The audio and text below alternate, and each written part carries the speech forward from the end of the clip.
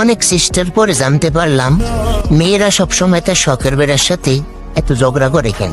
अच्छा আসলে তারা মনে করে শখের বেড়াতে এতটাও সুখ শান্তি দেওয়া যাবে না যাতে সে খুশির ঠেলায় আরো একটা বিয়ে করার কথা চিন্তা করে।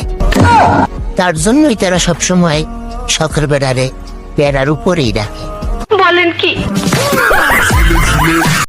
বুঝতেছি না আমি আসলে কোন কোয়ালিটির গরিব। পকেটেও টাকা থাকে না, আবার না খাইয়েও মরি না। ছেলে হইলে একটা সুবিধা আছে, বলেন কি?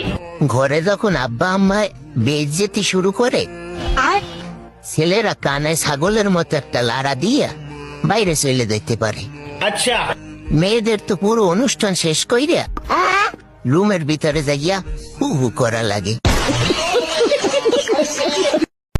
আমার শখের বেটি কোন সাধারণ বেটি নয়লা, अच्छा তিনি হচ্ছেন তার সেরা গার্তেরা বদমেজাজি বলদ বেটি। বলেন কি? I love you.